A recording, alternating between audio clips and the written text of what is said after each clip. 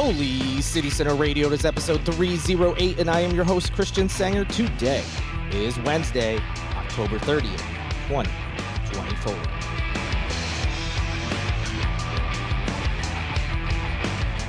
Happy Halloween Eve. That's right. Thursday is Halloween.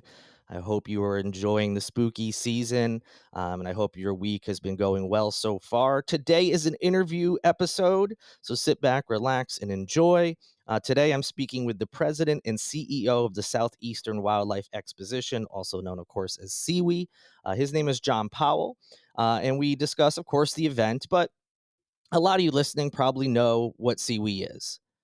Some of you more so than others. If you're new to the area, you might not have any idea. So I wanted to make sure we talked about some of the basics, but also a little bit more about the event that people who, maybe you've attended a couple times, but just don't know the full scope of what they do. So we talk about the entirety of the festival, the different events that they're going to be offering this year. So definitely, I think it's a good interview that you should give a listen to. Also, we are less than a week away from Election Day. Early voting is still open. Be sure to go and do that. Or, of course, as normal, you can go on Election Day and vote. You can check, as I've mentioned before, make sure when you check your registration status, number one, that you're registered. If not, it's too late, but check before you make the trip. But it also will let you know where your polling locations are.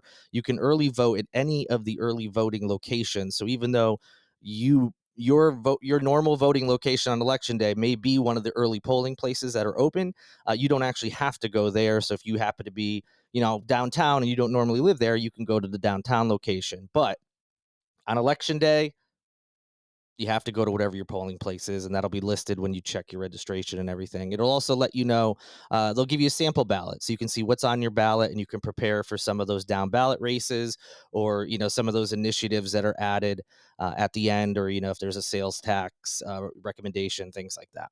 So less than a week, we're almost there. But enough about politics. SEWE is something, no matter where you are on the political aisle, you can go and enjoy and have fun. It's a great event for the community here in Charleston.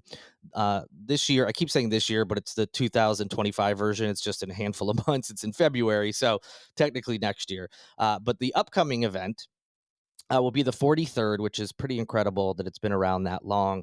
And when I'm talking to John, he's actually been with the organization for about 20 years. So he definitely knows what he's talking about. And it's really interesting to hear, where he started, where he is now, and everything about the event. So, like I said, enjoy the interview, and I'll be back with you afterwards.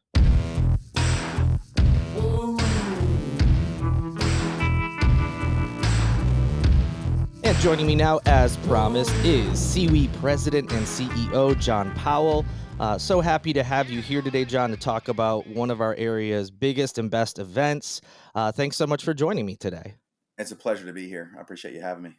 Of course. So before we dive into SEWE, and for those listening, you may think you know about SEWE, and I'm sure you do, but there's all sorts of things to talk about this upcoming event, I should say, technically next year's event, as it will be 2025.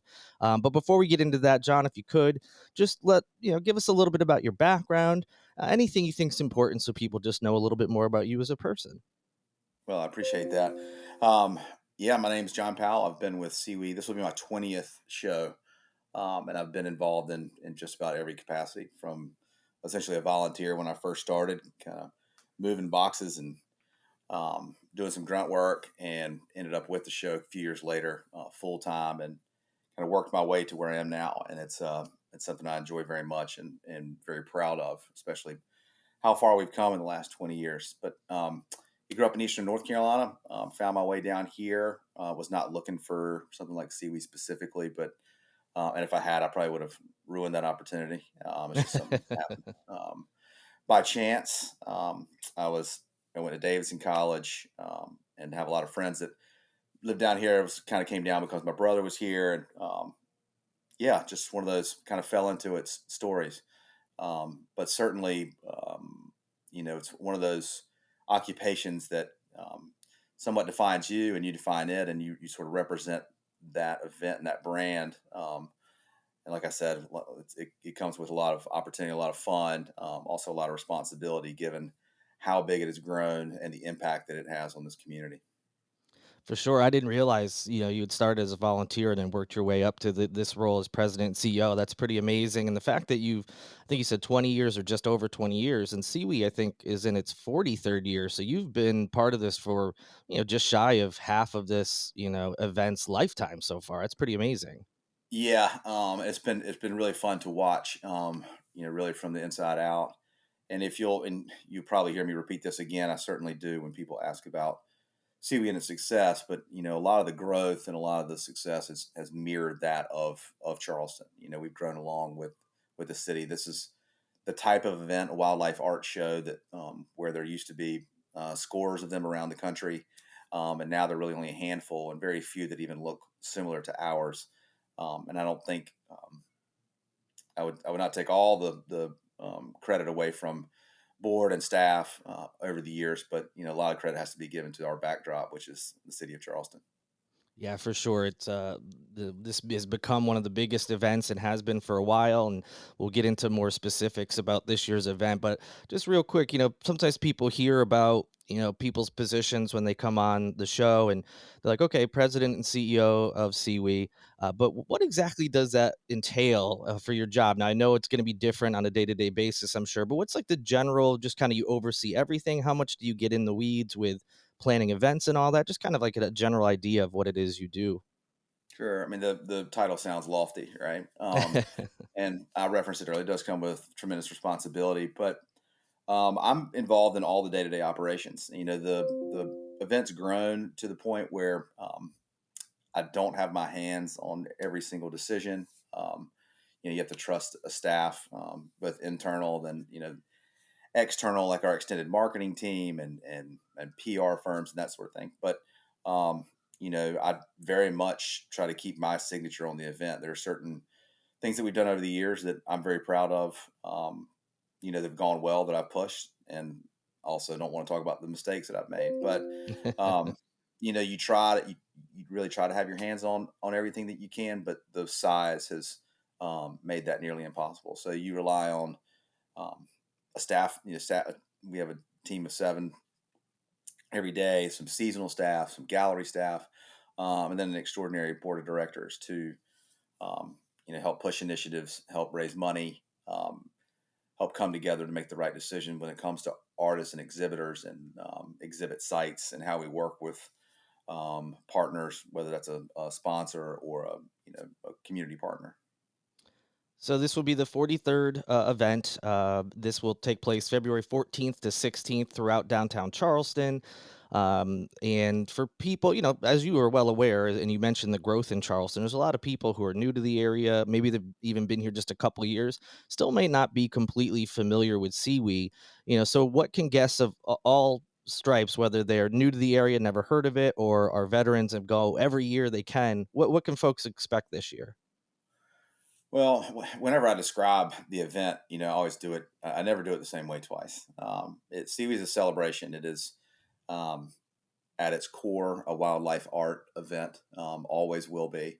But it grows from there. It goes out from there to exhibitors, sporting guides, outfitters, conservation organizations, education programs, dog events. But it's also food and beverage. It celebrates South Carolina, and it's also this event that's on the calendar that comes out of January, February. People have gotten over the holidays and sort of regrouped, and they're looking to the next thing, and it helps pull people out of the winter doldrums, as they say. But whether you're a wildlife art enthusiast or if you're just someone who likes special events, music, etc., there's something that you can find at SeaWe. We are spread throughout downtown Charleston at 5 different exhibit sites, and each one of those has somewhat of a theme to them. Charleston Place has the core of our wildlife art, painting, sculpture, carvings.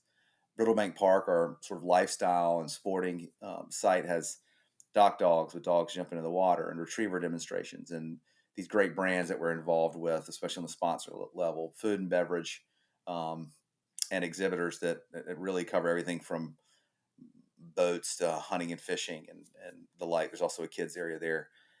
Marion Square, their other outdoor venue, has conservation organizations. The Center for Birds of Prey has remarkable flight demonstrations, which really anchors that venue, along with the South Carolina Department of Agriculture's certified SC tent that has exhibitors and food vendors and culinary experiences throughout the weekend. Then the Gilliard Center has artists and craftsmen. You'll have find everything from a knife maker to a wood turner, furniture, and the list goes on the exhibit hall side. And then on the performance hall side, you'll have Bush Wildlife Sanctuary doing wildlife shows. Forrest Galante, who's an adventurer who's been with us before and takes the same stage where in the past we've had a Jack Hanna or a Jeff Corwin. And then the Marriott also has our antique decoys and then sporting guides and outfitters upstairs in what we call the sporting showroom. So, depending on what your interest level is, maybe age range, you can kind of look at our brochure, our website, and sort of find something for you. I tell people, if you're into the outdoors, if you're into sporting pursuits or wildlife art, it really takes more than one day to see our show. So plan accordingly. Yeah, for sure. I think, and you basically just touched on this, but a lot of people who, maybe have never attended or only maybe have driven by one of the parks and seen some of the animal, demonstrations going on. I think there's just kind of idea that, oh yeah, SeaWe, it's like this event about hunting and animals, and they don't really know that there's just so much more that the event offers, which you just detailed. It's art, it's food and bev. There's all sorts of different exhibits and things going on around town, and I don't think people realize that it's that big of a footprint each year. You just went through all the venues. There's always so much you can do, and like you said, it really truly is just a. It started as an art event and has kind of expanded from there. It has, and as I mentioned, the core will always be wildlife art. It's very important to us. It's our identity for sure. Um, but even the events or exhibit sites that I just mentioned, we spread into special events into Mount Pleasant, whether that's working with conservation organizations like South Carolina Waterfowl or Quail Forever. We even have a writers round. It's called Low Country Lyrics at a private residence over there. I mean, there's really something around every corner that I think is of interest to people. But yeah, Yeah, I mean, we get stereotyped, with the camouflage or the barber jackets and the sure. boots, that sort of thing, and we welcome that because we're not going to fight it. But sometimes, again, what gets missed is the impact we have on conservation, the impact that we have on wildlife artists from around the country, and so we do want to remind people that. And when they're at the event, it's pretty front and center, so they'll see it. Yeah, and as you mentioned, whatever your interest level is, whether you want to try to attend everything you possibly can over these 3 days, or if you're more just interested in one specific thing, there's ticket options and different, just different options in general for you to do that. Like you said, it may depend on your interest level, age, and things like that. But there's just so much going on, and of course, people can get all this information on seaweed.com. That link will be in the show notes. So while you're listening, feel free to click over and start looking through. But you touched on something, about how there's a big focus on conservation. And I think something people don't realize is that SeaWe is actually a nonprofit organization. You think these big events and extravaganzas going on around town, sometimes you just assume they're these big for-profit situations, but SeaWe is actually a nonprofit. What does that mean as far as the mission and conservation and everything else? Well, our mission is multifaceted. Again, it's for education, it's for conservation, it's for wildlife art, but also the economic impact, and I can touch on that in a bit. But Sure. we are not for profit, not unlike most of the major events around Charleston. And it's important because we receive, sponsor funding and public funding that are crucial for us to be able to pull this off, which wouldn't happen if you were a private entity. But it's also, it's a tough world we live in these days with special events. Everything's gotten more expensive. We live in an incredible city that's also gotten a little more expensive. So, we also are very proud of the fact that we're a 501c3. But, we host this event every year, and basically create an economic impact of 35 plus $1 million. Wow.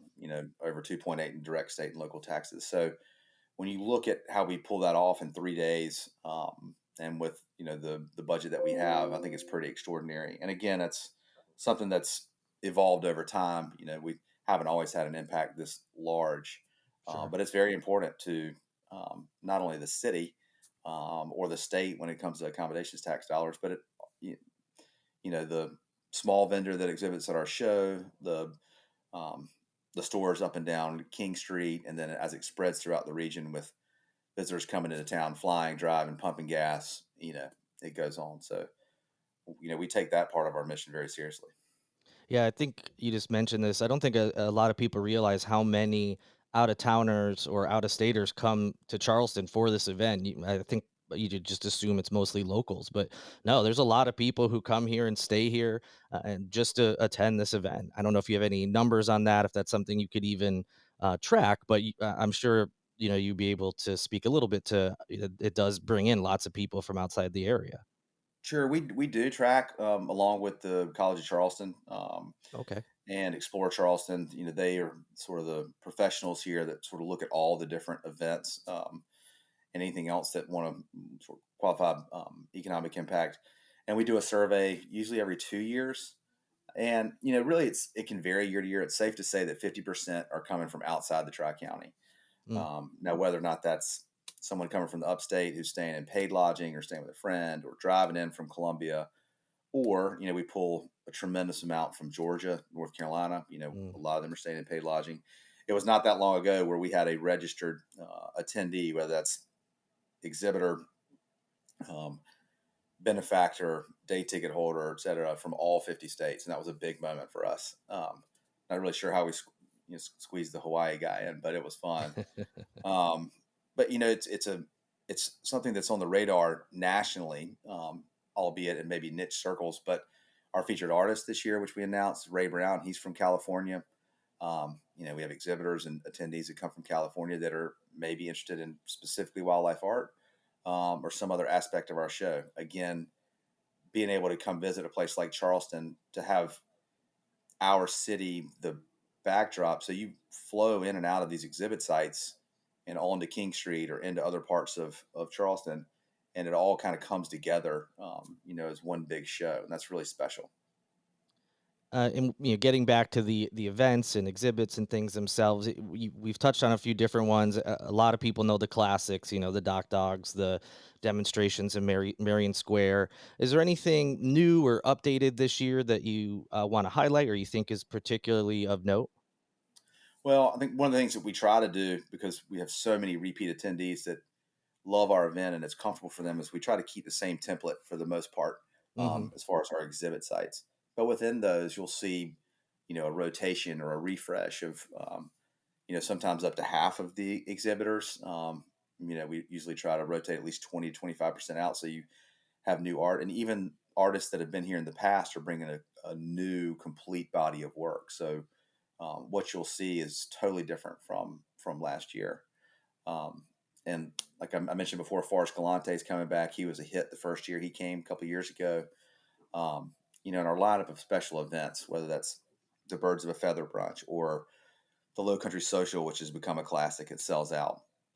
We have special events or we have events that are embedded in our VIP program. But Low Country Lyrics over in Mount Pleasant, I think a lot of those special events are really fun because it gives people an entree into SEWE, and it's usually something they weren't expecting from, again, the sort of stereotype that we often fall into.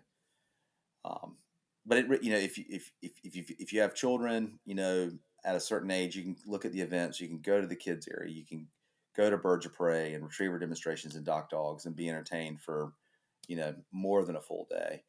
Um, and then I also tell people, if you've never been to the show before, you know, come on Friday. It's one of the best days to come if you can make it.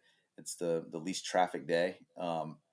Try to make it your way through the whole show. You see it one time, you know what you want to come back to Saturday or Sunday, and hopefully they fall in love with some part of it, like so many people do. Absolutely. Now we've really covered the gist of the event, but is there anything that we haven't talked about yet that you want to highlight, or anything I didn't ask about that you were hoping to discuss? No, I appreciate the opportunity to cover so much. One of the things I always tell people, though, because again, it is the core of what we do, is to make your way to the Charleston Place and go to our ballroom, the signature gallery at the ballroom. Um, the and it may fall flat on some, but when you realize there are 80 plus artists painters, sculptors, carvers that are there present with their work, which is so unique. You may have a gallery that shows work, you know, 365 days a year, but to have the artists there present to talk about the process, talk about the subject matter, to befriend, it's a really special thing. And then once someone is engaged in that part of our show, they really fall in love with it and never stop coming. So I encourage people to go there first and foremost. And where can people get more information, whether they just want to see what the schedule is, buy tickets, whatever it may be? Yeah, definitely go to sewe.com. You can find almost everything you need there. You can also call our office 843-723-1748. The number's on the site. My staff might be mad at me for saying that, but we're really a personable organization. If we can help you find a hotel, find restaurant reservations, give recommendations, that sort of thing, we're going to stop what we're doing and try to do that. And that's another special thing about our event. We have artists, exhibitors, and staff members that have been part of the show for 43 years. And it's just it's a special thing that we do, and we're going to take care of people that try to come for the first time and those that have been coming for decades. Awesome. And yeah, like I said before, one of the biggest and best events in Charleston, and sort of like you mentioned, also sort of the unofficial kickoff to festival season. It's not necessarily summer weather by any means, but coming out of January, usually can get some nice days out there and just enjoying it, or indoors if you need to. It's a great event. The link will be in the show notes for more information. And John, I really appreciate you taking the time to chat today. No, I really appreciate the opportunity and the support, and we hope everybody comes out. And that'll do it for this edition of Holy City Center Radio. Thank you so much for listening. I really appreciate it. If you can, like, subscribe, rate, and review, whatever you can do on the platform you're listening on, please do so. It's a big help. Also need to say thank you to Lindsay Marie Collins with LMC Soundsystem and Tyler Boone, whose music you hear in each and every episode. I will be back with you on Friday with some updates to the news. We also have another interview scheduled that will be next week. It's another pretty big name. So I'll just leave that little tease there. And it is from the comedy world again. So following up my interview with Sarah Silverman from a week or two ago with another comedian. So stay tuned for that as well. Regardless, looking forward to the next episode and can't wait to be back with you. Until then, good night and good luck.